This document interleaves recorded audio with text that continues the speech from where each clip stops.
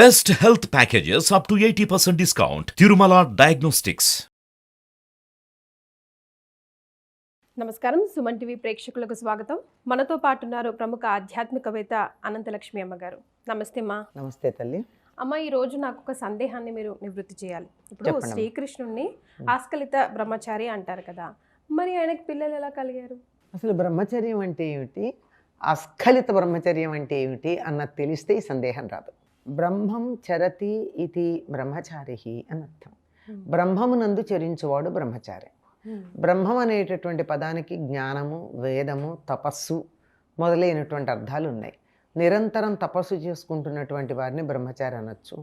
చదువుకునేటటువంటి వాళ్ళని కూడా బ్రహ్మచారి అంటాం. ఇంగ్లీష్లో మరి బీకామ్ అంటే ఏంటమ్మా అర్థం?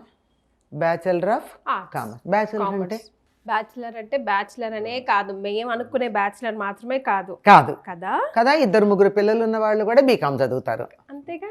అంటే జ్ఞానంలో జ్ఞాన సముపార్జనలో నిమగ్నమైనటువంటి వాళ్ళు బ్రహ్మచారి, అది అర్థం.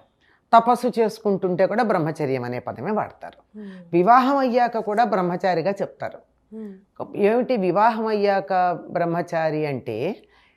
ఎప్పుడెప్పుడు కాపురం చెయ్యాలో భార్యతో, ఎప్పుడెప్పుడు చేయకూడదు నియమాలు ఉన్నాయి మనకి. ఆ నియమాలను అనుసరిస్తూ తగినటువంటి కాలంలో మాత్రమే భార్యని భార్యగా చూస్తూ ఉండేటటువంటి జీవితం గడిపితే వివాహితుడై గృహస్థ అయినటువంటి బ్రహ్మచారిగా చెప్తారు. అంత అంతరార్థం ఉంది. సమయం, సందర్భం, తిథి, వారం, నక్షత్రం వీటిని పరిగణించకుండా కాముకత్వంతో ఉన్నటువంటి వాడు బ్రహ్మచారి కాదు.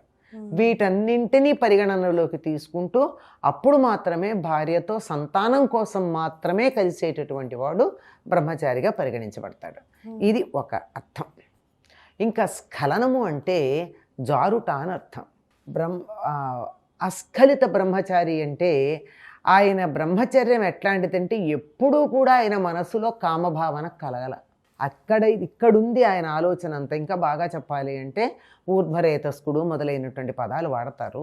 సరే, వాటిని వివరాలు చెప్పడం కన్నా ఆయన మనసులో కామభావన కలగలేదు. ఎప్పుడు ఈ స్త్రీతో కలవాలి, ఈ స్త్రీ నాకు కావాలి అనేటటువంటి భావన లేదు ఆయనకి. ఆ విధంగా ఉన్నాడు గనక అస్ఖలిత బ్రహ్మచారి.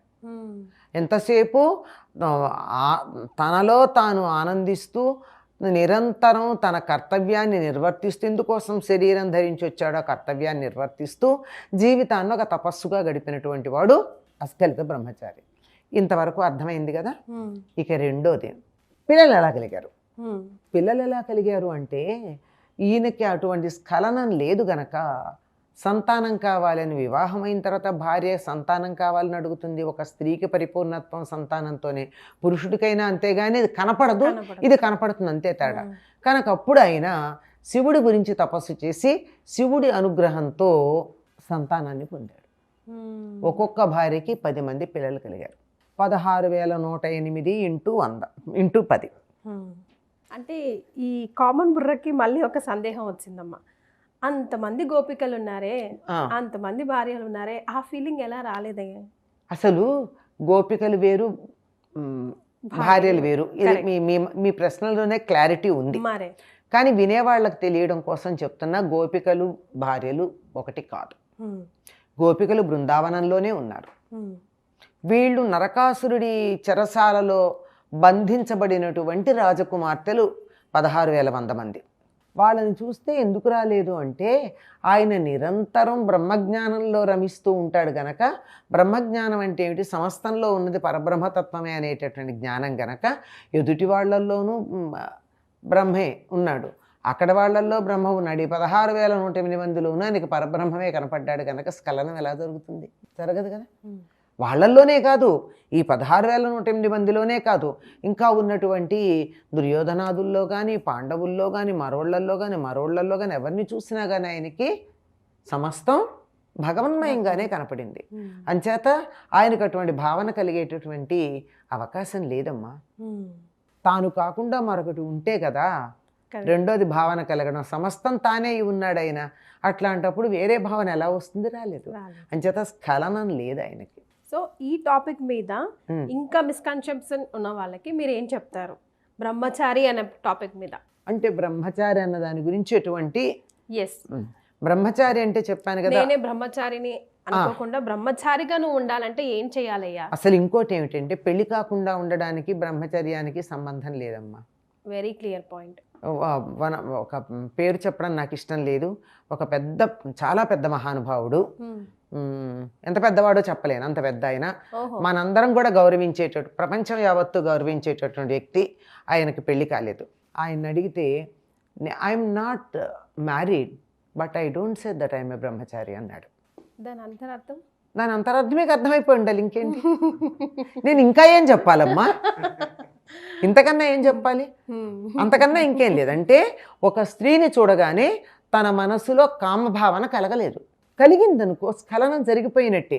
ఇప్పుడు భౌతికంగా వాళ్ళతో కలిశారా లేదా అన్నది వేరే మాట, కానీ చూడగానే అబ్బా ఇలాంటి భార్య నాకు ఉంటే బాగుండే అన్న భావన వచ్చిందనుకో, అయిపోయింది, జారిపడ్డారు. అటువంటిది జారుడు లేకుండా ఉండడం అన్నది. అయితే పూర్వకాలం చాలామందికి ఇలా బ్రహ్మచర్యం బాగా సాగేది, ఎందుకంటే వాళ్ళకి అసలు ఈ భావన రాకుండానే పెళ్ళిళ్ళు అయిపోయేవి. అయిన తర్వాత భార్య అని ఒక అమ్మాయిని టార్గెట్ చూపించేవారు, అమ్మాయికి కూడా భర్త అని ఒక టార్గెట్ ఉండేది. అంచేత వీళ్ళిద్దరికీ కూడా ఇతరులను చూసి ఇటువంటి దురాలోచనలు వచ్చే అవకాశం ఉండేది కాదు. ఆల్రెడీ మనస్సులో వాళ్ళకి ఎప్పుడైతే శృంగారపరమైన భావన కలిగిందో, ఆ భావన కలిగే వయసు వచ్చే లోపల ఆ భావన ఎవరి గురించి రావాలో టార్గెట్ కనపడింది కనుక ఇలా మనసు చెదిరేటటువంటి అవకాశం ఉండేది కదా. అప్పుడు వాళ్ళకి సౌకర్యంగా ఉండేది. కాలమాన పరిస్థితుల్లో తేడా వచ్చినప్పుడు వీటన్నిటిని కూడా మార్చుకోవాల్సిన పరిస్థితి వచ్చింది.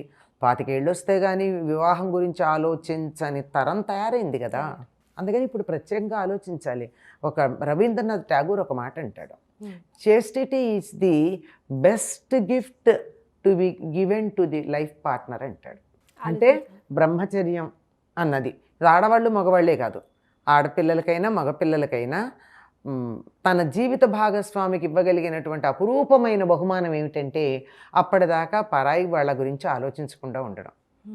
ఒక అమ్మాయికి ఇంకో పురుషుణ్ణి చూసి తన నా భర్త అయితే బాగుండన్న ఆలోచన కానీ, ఒక అబ్బాయికి ఈ అమ్మాయి నా భార్య అయితే బాగుండన్న ఆలోచన కానీ లేకుండా మొదటిసారిగా ఎవరు తన భార్యో భర్తో నిర్ణయం అయ్యాక వాళ్ళ మీదే తన భావనలు పెట్టుకుండడం అన్నది the best gift that can be given to the life partner అని చెప్తారు.